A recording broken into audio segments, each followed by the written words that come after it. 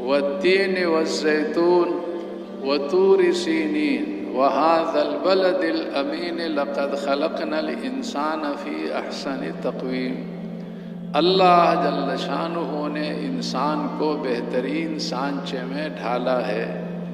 انسان کی یہ ساخت بڑی عجیب ہے۔ انسان کو اللہ نے قوت گویائی عطا فرمائی ہے۔ انسان کو اللہ جل شانہ نے عقل، سمجھ، قوت تدبیر، قوت حیلہ عطا فرمائی ہے۔ شیر میں بڑی طاقت ہے لیکن اس کو یہ ساخت حاصل نہیں ہے۔ اب شیرنی کے پاؤں میں یا اس شیر کے پاؤں میں خود جو ہے لکڑی کی چھوٹا سا ٹکڑا لکڑی کا گھس جائے، اس میں پانی پڑ جائے، پیپ پڑ جائے، سوج جائے، شیرنی یا شیر چلنے سے عاجز ہو جائے۔ اتنی جسمانی طاقت کے باوجود نہ شیرنی کے پاؤں سے کوئی یہ لکڑی نکال سکتا ہے، نہ شیرنی اس کے پاؤں سے نکال سکتی ہے، نہ خود نکال سکتی ہے اپنے پاؤں سے۔ ساختی ایسی ہے ان کی۔ انسان کی ایسی ساخت ہے کہ یہ انسان ماشاءاللہ دوسرے انسان کے سینے کو چیر کر اس سے دل کو نکال کر اور دل کو سامنے رکھ کر اس میں جو کمی ہے پوری کر لے، تصرف کر کے ادھر سے نسیں نکال دی، پنڈلی سے نسیں نکال دی، اس کو دل میں جوڑ دیا، پھر اس کو واپس رکھ دیا، جہاں سے رابطہ کاٹا تھا وہاں سے پھر رابطہ قائم کر دیا، سینہ جوڑ کر اس کو ٹانکے لگا لیے۔ ساخت اس کی ایسی ہے کہ یہ تو اتنے تصرفات کر سکتا ہے۔ شیر جو ہے اس کی ساخت ایسی ہے کہ اپنی طاقت کے باوجود اتنا تصرف بھی نہیں کر سکتا کہ شیرنی اپنے پاؤں سے چھوٹا ٹکڑا لکڑی کا نکال لے، چلنے سے عاجز ہے۔ تو اس کی ساخت بھی بڑی عجیب ہے۔ اسی طرح اس کی جو عقل اور سمجھ، قوت تدبیر، قوت حیلہ ہے، اور اس انسان کو اللہ جل شانہ نے جو قوت گویائی عطا فرمائی ہے۔ تو خلاصہ عرض کرتا ہوں کہ انسان کے علاوہ جتنے جانور ہیں ان جانوروں سے انسان اپنی منشا کے مطابق ڈنڈے کے زور سے جو کام کرانا چاہے کرا سکتے ہیں۔ انسان کو زبردستی کوئی دین پر، اللہ کے احکامات پر چلانا چاہے، انسان کو زبردستی ایمان پر لانا چاہے، نہیں کر سکتا۔ سمجھ گئے؟ یہ نہیں کر سکتا۔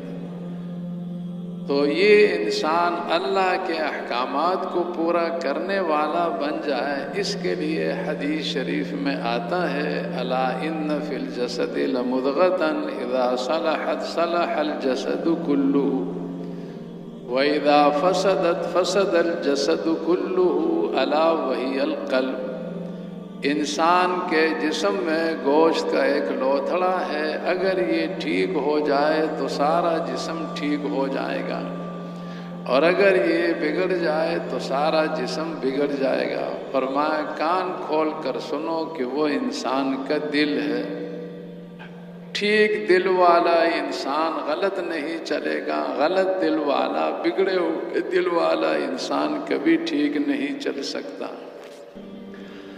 تو اس لیے انبیاء علیہم الصلوات و تسلیمات نے محنت کی ابتدا، ہر نبی نے محنت کی ابتدا سب سے اخیر میں حضرت محمد مصطفیٰ صلی اللہ علیہ وسلم نے محنت کی ابتدا دلوں پر سے کی ہے، اور دلوں پر محنت میں ابتدا ان دلوں کے یقین کو، غلط یقین کو نکالنے پر، صحیح یقین کو دلوں میں اتارنے پر سب سے بڑی محنت کی ہے۔ تو میرے محترم بزرگوں اور دوستو، صحیح ایمان اور صحیح یقین یہ دل کا سدھار ہے، کفر اور غلط یقین یہ دل کا بگاڑ ہے۔ اللہ کی محبت، اب اللہ کے حبیب کی محبت یہ دل کا سدھار ہے، اور اللہ اور اس کے رسول کے غیر کی محبت، دنیا کی محبت، اس کی حرص یہ دل کا بگاڑ ہے۔ آخرت کا استحضار، ہر آن ہر گھڑی اس کو اپنے خاتمے کا فکر، ہر آن ہر گھڑی اس کو منکر نکیر کے قبر میں سوال کے جواب کا فکر، ہر آن ہر گھڑی اس کو اس کے بارے میں جنت میں، اس کے بارے میں قبر میں جنت کے کفن کا، جنت کے بستر کا اور جنت کی کھڑکی کا حکم دیا جائے گا فرشتوں کو، یا نعوذ باللہ اگر اس کی زندگی اللہ کے ہاں ناپسندیدہ زندگی ہوئی تو قبر میں اس کو، اس کے بارے میں فرشتوں کو آگ کے کفن پہنانے کا اور آگ کا بستر بچھانے کا اور آگ کا دروازہ اس کی قبر میں کھولنے کا حکم ملے گا۔ ہر آن ہر گھڑی یہ اس کو غم ہو، یہ استحضار ہو۔ قیامت میں لا خوف علیہم ولا هم یحزنون کا یہ مصداق بنے گا۔ اللہ تعالی ہم سب کو اس کا مصداق بنائے کہ نہ کوئی غم، نہ کوئی درد، نہ کوئی پریشانی۔ عرش کے سائے کے نیچے جگہ ملے گا، نور کے ممبر اور مشک کے ٹیلوں کا اس کے لیے بندوبست کیا جائے گا، اختیار دیا جائے گا، چاہے نور کے ممبروں پر بادشاہوں کی طرح سکون کے ساتھ بیٹھو اور چاہے مشک کے ٹیلوں میں سیر و تفریح کرتے رہو۔ حضرت محمد مصطفیٰ صلی اللہ علیہ وسلم تمام انبیاء علیہم الصلوات و تسلیمات کے امام اور سردار کے دست مبارک سے جامع حوض کوثر پر جا کر جامع کوثر پینے کی سعادت اس کو حاصل ہوگی۔ یا خدا نخواستہ خاکم بدہم، بائیں ہاتھ میں عمل نامہ اس طرح ملے گا کہ اس کے سینے میں سوراخ کر دیا جائے گا، پشت کی جانب سے یہ ہاتھ اس میں بایاں ہاتھ گھس جائے گا، پشت کی جانب سے نکل آئے گا، عمل نامہ اس میں پکڑا ہوگا۔ وَأَمَّا مَنْ أُوتِيَ كِتَابَهُ وَرَاءَ ظَهْرِهِ فَسَوْفَ يَدْعُو ثُبُورًا، جس کو پشت پیچھے قیامت کے دن عمل نامہ مل جائے گا، ہائے میں تباہ ہو گیا، برباد ہو گیا، یہ اس کی چیخ و پکار ہوگی۔ وہاں کی گرمی اللہ کی پناہ، نافرمان انسانوں کی کھوپڑیوں میں یہ دماغ ایسا جوش کھائے گا جیسے ہم دیگ یا ہانڈی کے نیچے تیز آگ جلا کر اس میں ڈالے ہوئے رکھے اس میں پانی کو جوش دیتے ہیں، ایسا دماغ ابلے گا۔ اور پھر وہاں کی ذلت، وہاں کی رسوائی، وہاں کی بے چینی، وہاں کی گھبراہٹ، اللہ اکبر، اللہ کی پناہ۔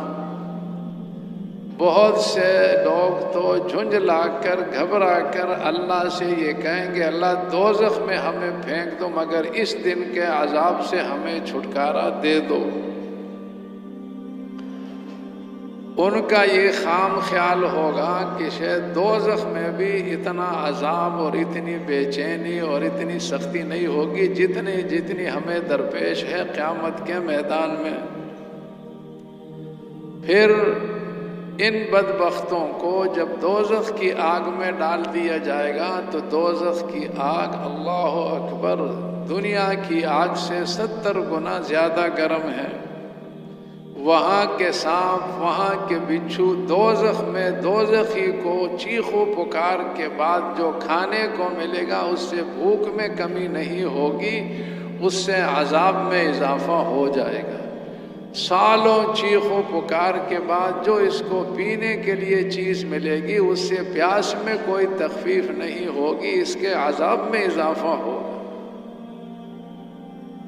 اور دوزخ ایسی جگہ ہے جس کا خلاصہ یہ ہے کہ اس انسان کی ہر خواہش کو اعلیٰ سے اعلیٰ پیمانے پر پامال کر دیا جائے گا۔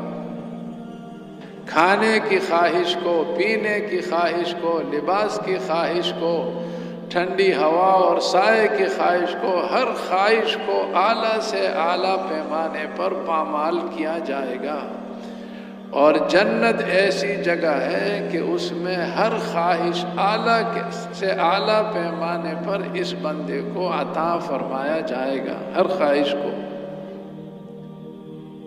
تو اس کے دل میں ہر آن ہر گھڑی دوزخ کا استحضار، جنت کا استحضار، جنت میں ایسی زندگی جس کے بعد موت نہیں ہوگی، ایسی جوانی جس کے بعد بڑھاپا نہیں ہوگا، ایسی نعمتیں جس کے بعد تنگی نہیں ہوگی، اور ایسی خوشی جس کے بعد کوئی غم نہیں ہوگا، اور ایسی صحت جس کے بعد کوئی بیماری نہیں ہوگی۔ وَلَكُمْ فِيهَا مَا تَشْتَهِي أَنفُسُكُمْ وَلَكُمْ فِيهَا مَا تَدَّعُونَ، جو تمہارا جی چاہے گا جنت میں تمہیں مل جائے گا، جو تم منگاؤ گے فوراً حاضر ہو جائے گا۔ یہ جنت کا خلاصہ اللہ نے بیان فرمایا ہے۔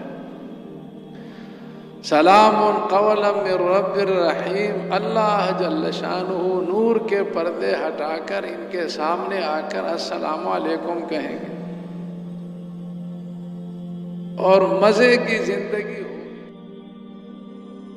جو کچھ سنا گیا اللہ اس پر عمل کرنے والا اور آگے لوگوں تک پہنچانے والا بنائے۔ مزید اصلاحی بیانات کے لیے ہمارا یوٹیوب چینل ایمان و یقین کو سبسکرائب کریں۔ جزاک